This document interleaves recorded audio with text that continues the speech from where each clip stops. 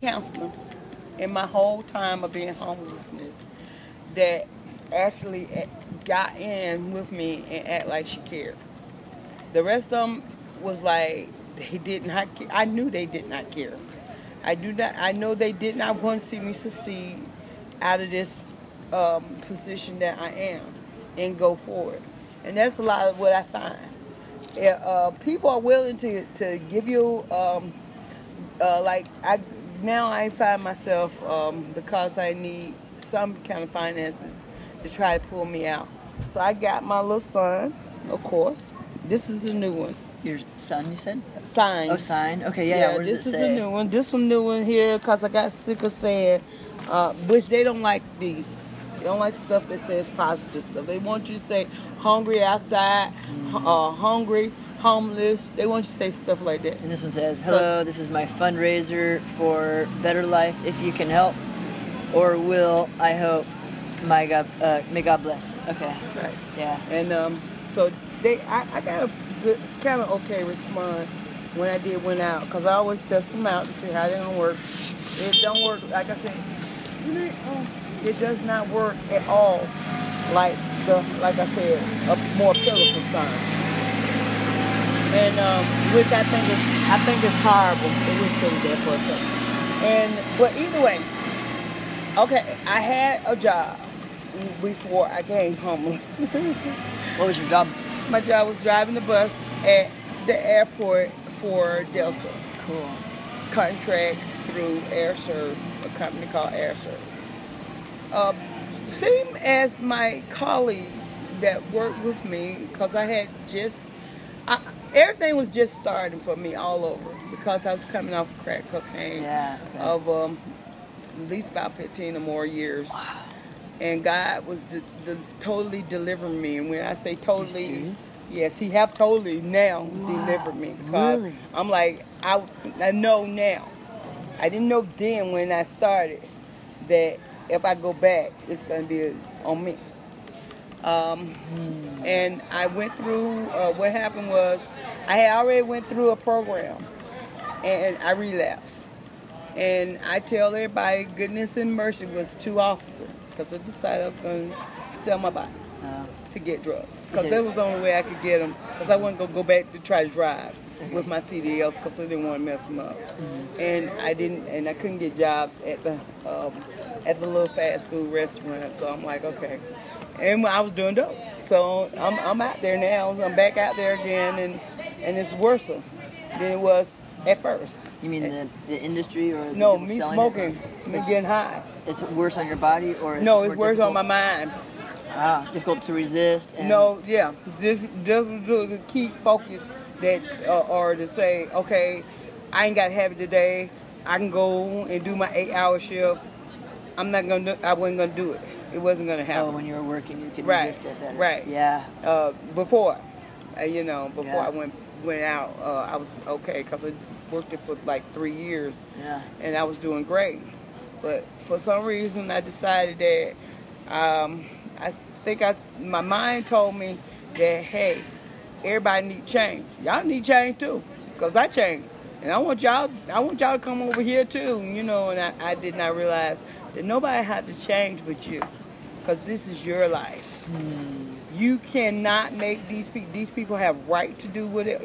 You gonna get mad because they can go drink, smoke, and do what? Okay, well, baby, go right ahead. And we're gonna see where you gonna end, because their stuff might look good. You don't know exactly what they got going on. You don't know how they're getting it. And you got to be willing to probably get it the way they get it, or even worse. Yeah. And unfortunately, with using, my mind doesn't function. It's because I'm already supposed to have a low IQ as far as functioning anyway. Okay. So that it did not go. I guess. Hey, cutie. And so I ended up struggling after I got out. First they arrested 2 guys, officer arrested me. Now, believe it or not, at that time, reason I said it was goodness and mercy, these people and when I say these people, because I don't know who it was. The officers you're talking about? No, I'm talking about other people, other guys, other people, whoever these girls was meeting. Now I'm doing the same thing they're doing. We're going out. We're going to try to hustle. Well, that's what you call it now, hustle, I guess. But to get some money, to get dope, and that's basically was all I was going really to do or eat, whatever. You know, hook meaning hookery. Yeah. Okay. It wasn't really prostituting to me, but either way, they call it ottering lottery. That at that time, I don't know what they call it now. Ottery lottery. Yes, it means that you're standing in one place, and you're kind of like panhandling with your body to get somebody to pay you to because you're not making that much money. You're not making like a prostitute, your baby. So they can't call you a prostitute. So it's another lower class name at that time. I don't know what they call it now for saying you was prostitute. So listen to sick. They don't put the other part on it. And so it's just like a panhandle. Yeah. Now they don't charge you for ottering and lottering. They charge you for, they would charge me for ottering and lottering for panhandle. Wow. Right. Interesting. Okay. Yeah, so that was at that time. But now they call it, I think they just call it panhandling or something else. I don't forget what the officer told me. But anyway, I end up doing that after 3 years, almost 4 years of recovery. Now I would have had a total of like 20-something years, I think, right now with the 15 years I already have now. But I end up relapsing, so I don't count all of those years because I got now. And I was these girls was going out, and I was too, and they was getting in. I don't know, was they getting in trouble or was just a mad person was out there. They was getting their necks cut. They were getting their pipes stuck up their butts. They was getting hung from trees. Whoa. Yeah, it was some deep stuff going on, and I mean, it was real deep. And one night, me and another girl that would come to my apartment, believe me or not, I had an apartment. Yeah. I was still tripping on that one. The girl would come to my apartment, you know, sometimes bring her friend because she would not want to pay at the hotel. And I guess I was a little bit more cheaper than the hotel. And, you know, she wasn't going to get kicked out like the hotel. So she would come every now and then over to the house, to the apartment, and bring her friend. And but either way, the me and her was out there at like maybe 3 or 4 o'clock in the morning. It was like an eerie spirit went cross, and we looked at each other. And she said, I was scared. She said, "Did you feel that?" I was like, "I'm scared to say something." I was wondering, "Did you feel it too?" And she said, "Yes." She immediately, I don't know, she just disappeared on me. I'm like, oh, She great. split, huh? She split, huh? Right. And I'm standing there like, okay, God. Oh. I'm standing here by myself after that. I'm immediately so interested in going to get another dope. Till I'm not even hearing what God is trying to tell me. I mean, you could be next. You know, how you know that wasn't the demon of death finna destroy you? So either way, somehow it was orchestrated for me to, one of the people that usually get high with me came through. And we call it feming at that time. I don't know what they call it. Feming. Meaning you just got to have you something. You got to have, yeah. I don't know what they call it now. Okay. And I don't know what they call it before then, but that's what we called it, feming. And I need a fix. I think that's what they used to call it, a fix. Get your fix. Yeah, I just needed to get me something. And one of them knew me from getting high, and they knew what the deal was, and they just gave me like a 10 or 20 rock to go get high. And that's pretty small. Yeah, that's real for a dope addict. Yeah. Okay. Cause you feel like you can smoke up a room, you know. But yes, that's pretty small at that time. Now today it's smaller, what I understand from what I had. But yeah, that was pretty small for a dope thing. But it helps, so you won't have to theme and won't have to be doing if you don't get the something that makes you rush. And that was my problem. I always got something that make me want to just go. Get the rush. Yeah. Always want. I gotta go get me another one now. Oh, okay. You know. So, but anyway, I ended up getting arrested. I ended up spending a year in Atlanta, DeKalb Detention Center, at a place at a place where they had at that time a thing called Women for Women, and it was supposed to be like a drug rehab inside jail, and that's what the judge decided for me. Okay. Instead of going to treatment outside. Yeah. And I'm trying to figure out at the time when he did it, why. And once I got out, I guess it kind of all kind of a little bit clearer, which I didn't feel like. I think I was not ready, because if I still was thinking that everybody needs to stop drinking and smoking cigarettes, because I needed to stop drinking and smoking, I had not realized why I wanted to stop or why I needed to stop using drugs. And believe it or not, when I started back 14 years ago, I did not still. Once I got in and started getting clean, I still did not know why I needed to stop using drugs. I just knew I wanted to. And the more I have went through homelessness, I know why I must. Because I'm like, okay, first of all, you're too far down the road. You don't have a certificate to show that you finished school. You don't have this. You don't have that. And so with what you do have, you're gonna have to work with it. And staying clean is what working for you. Yeah. If you go back and use, it's not gonna work for you all the way around, because the longer you stay clean, the worse it is when you go back to use. It is true. I don't see too many people. And I told him, I said, with the knowledge and information God have set in my mind, and I think I'm more smarter now than I ever been in my whole life. I'm not talking about just because I don't use. I'm talking about as far as reading, comprehending, just being able to do and take care of myself. I think I'm just, real smart. And I'm like, oh God, you have really changed my life in that way, if nothing else. And I know, I trust him to take care of me. It's no more like if I got a house and they fired me on my job, I would sit and be afraid that I'm not going to be able to pay my lights, my water, and my gas. I would not even be afraid that, I think I would be a little afraid if it started to look like I'm going to lose the house, maybe. But God would have to remind me, now I stayed in a house, that I still have the address, and I don't stay there, and I don't want the house. Why not? Because I caught so much trauma from the people whoever these people are, and I don't know them. I just know some of their names. That felt like I should go back and use drugs from my past. Based on my past, I have a lot of people who knew about my past that felt like that's where I'm supposed to live.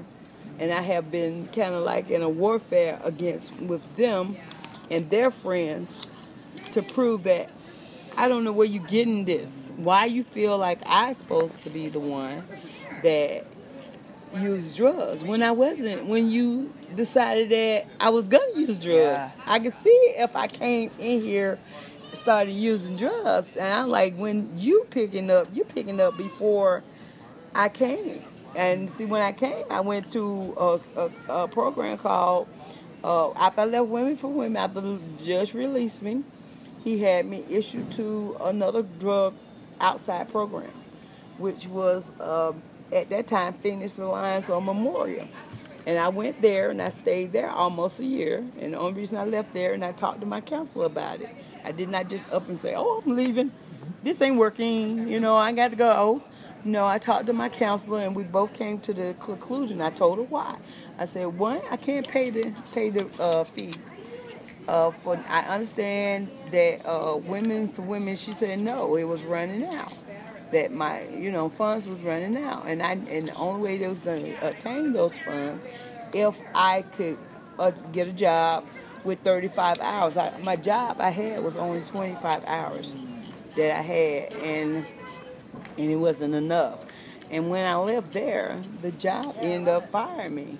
So I had to find me another job, which at that time, during them like 3 or 4 years after I left the program, I did find little pieces of job, to kind of keep me up a little bit. And then after that, it was just, maybe about 5 years after that, everything started going down. Like a rocket ship, and it was going down and down and down and down. It's like impossible. I'm willing to work, God. It is no reason nobody would not let me sweep or something and pay me an hourly salary. That's what I was getting. And it was like, I did not know what was going on. So I just kept the faith that things was going to eventually change for me financially, but it didn't. It didn't, and it still really haven't. Right now, a little bit, but not like, like I tell people, I say, okay, you ain't got to worry about the winter. You ain't got to worry about if you're going to eat. You ain't got to worry about where you going to bathe. You ain't got to worry about nothing. Right now, today, I know for a fact, they went in my storage, where I'm storing my stuff. And that's what it is. Everywhere I go, someone decides that they can go in my storage. They decide they can go in my house. The house I was in, they went in that. And it's like they get away with this, and my identity is just like, I'm not existing anymore. And Did your identity get stolen? Or? Yes, it's being stolen right now. And every time I turn around, it's something else. Like, for instance, they made sure they went in my locker. I call it a locker. I got me one lady got me a storage over there. My stuff I had to get my stuff pulled out. Of the storage. A whole day before it was supposed to be put out. Before I had to get it out. Yeah. And I went ahead and came out the storage. And I'm on the streets, and hear this guy say he's worked for the county. He come assist me and la la la. Then I had a couple other folks come by, and now I'm at $79. I got enough to get me a storage. Cool. But I had another guy who was so I'm going to take that money and wash my clothes and do some other, and buy me a car, do some stuff that I need to do to start trying to pull me out of this situation. Yeah. And I was on the bus. And I'm going to go back. But I was on the bus, and God said, you know what you need to do? I said, no. He said, you need to go get you a phone at Walmart. I said, oh, yeah, I forgot about that prepaid phone that they had, and I got enough money. And so I dive inside Walmart. I ended up getting a whole total another kind of phone, but it's a phone. And that's what's supposed to be one of the things. Hi, Kayla. How are you? Good. That's great. Yeah, they are. Heck yeah. What's your name? Pamela. Kayla, I want you to meet Pamela. She's homeless, and we're talking. I'm recording her story so I can tell people about her. Yeah, nice. But my shirt, when y'all see me volunteer, it's going to say Cookie Lover. Cookie Lover? Yeah. It's not gonna have my she's name volunteering on at the festival. Yeah, I had nothing else to do, so. Yeah, thank you. So cool. Do you want, I don't know, with your project, do you get people's contact information so you can find them later, or for your Christmas present project, or is there any way? Yeah, to make sure that we get connected. Yeah, is that the best way to do it? Yeah. Okay. And then I can send you an email about what we're doing. Maybe you can help So, out. do you want to tell about your project really quick? Yeah. So basically, I'm wanting to give 300 of my books, 300 composition notebooks, that you can write in, and then 300 writing pens to 300 friends that are currently stuck in a place of homelessness. It's Christmas gifts. Because it's inspired from the story of one time I was going to school at Georgia State, and I was walking to class, and I saw this lady that was sitting on the side of the road. She had like her bags, and she was kind of covered up with blankets and stuff. And I was walking. I saw her in the distance, and my thought was, oh my goodness, she's gonna ask me for money, and I don't have any money, and I'm not ready to feel guilty about this. You know those little thoughts. Oh, that I go didn't in your know head. that. I Yeah, didn't. See, yeah. I'm homeless There's now so many because I'm like, thoughts. I don't know. I mean, because one guy I was like, I don't understand why people don't ask you when they come to help you. I had been sitting outside for a long time, Yeah. and I'm like, what? Why didn't they ask me? Did you need any cold water? I said, but they asked me Right. on the expressway when Right. I'm standing up there Really? panhandling, and I got plenty of water because Yeah. I don't have my things to have to worry about. It's like it's kind of backwards to me, and I'm like, it That's didn't make because sense. of my own arrogance. And he said, right? no. He said he went in total shock. That's what it sounded like, like trauma. Mm-hmm. And I can understand that little period of trauma just hit your brain like, oh my God, I don't have this and I don't have that. And then I wanted help, but I can't, right now. Right. And because sometimes I have other homeless people ask me. And I'm like, I think they ask you because they say I don't look homeless. I'm like, what does it look like? Tell me what. I'm like, y'all making this sound like it's a disease, and that's supposed to look a certain way, and I don't appreciate that because of people. I'm like, what do I supposed to look like, and why do I supposed to look that way? And Yeah. so nobody can never answer that question after they say, you don't look homeless. I'm like, okay, I don't understand that because I don't think homeless should really be an adjective right associated with the word people. Mm-hmm. Which I just learned being a part of Love is a Verb. I think that homelessness is just a state, a circumstance you're in, but that is not you as a person. Right. Ooh. Good point. You are a person of courage. You are a person of love. You are a person that gets up every morning like everybody else and goes to sleep like everybody else. And so I don't like homeless. I don't either. Adjective, and I think that's what you're saying, which is so good. Yeah. But anyways, this girl, she says, "Excuse me, ma'am, excuse me." I'm like, "Oh no, I don't have any money." But she goes, "Do you have a writing pen that I can borrow?" And I go, "A writing pen?" Like I was kind of surprised. That's all you need? That's all you Yeah. want? And so I go to my backpack, off my back, and I look through my backpack, and while I'm looking, I'm like, "Why do you need a writing pen?" And she said, "Oh, well, it gets kind of lonely and boring out here sometimes, and so I write little short stories, and you make little journal entries and stuff like that." And I was like, "Oh, that's so cool." So I gave her 2 pens, and I was asking her, "Are you gonna write a book someday?" And she said, "I don't know, maybe." And I told her if I ever see her again, I expect the book to be done so I can read it. And Wow. She was like, "Okay." But I haven't seen her since. But that Right. story stuck with me, and it happened a year ago. Right. And so, like a month and a half ago, it just came in my head, an idea for Christmas and how I already know that Christmas might look great for me, but what about people that don't get to have a cool Christmas experience or have a gift or something? So I'm curious, if someone were to randomly ask you what you need most, what would you usually answer?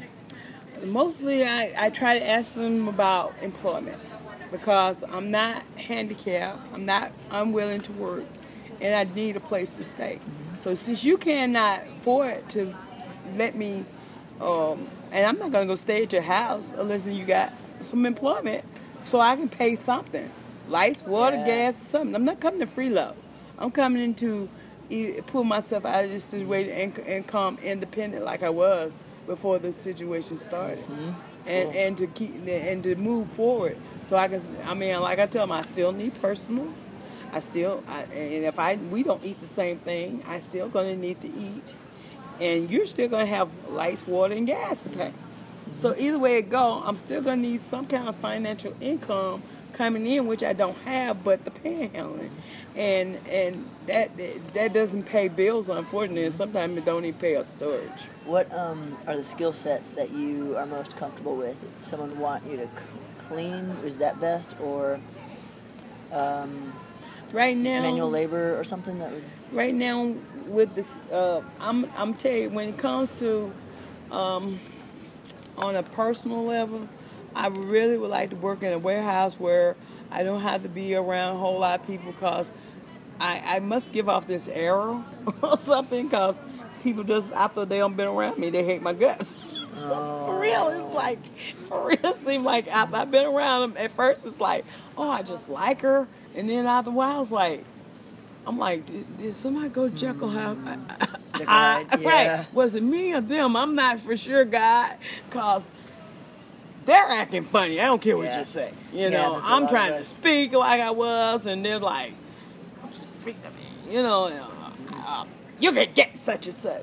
Okay, I just got to keep my job. You know, and so it's like, okay, this might suck, but you gonna have to hold your breath, bite your teeth. You know what I'm saying? Then next thing I know, I ain't got no job.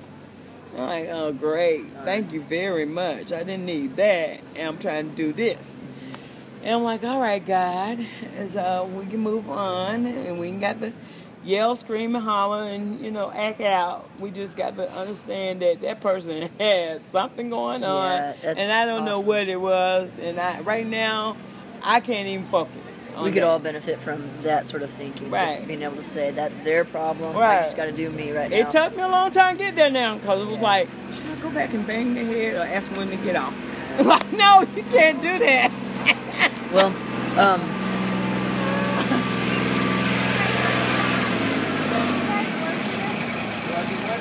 do you need food for tonight? I was gonna go to McDonald's. I think I have a couple dollars. Okay. I was gonna buy me something to eat from McDonald's. I'm heading over there after this if you want to go with me. Okay. Okay. I don't give out money, but I definitely give out food. So if you're a lot of people okay give out with food. So I told myself, one thing about it, if you can figure out a way how to sell food to another person, so you still get some money. That's a good. It's kind of hard if it's not packaged, because people don't want to take something that's not packaged. Because it's only a one-time fix. Right. Yeah, one-time solution.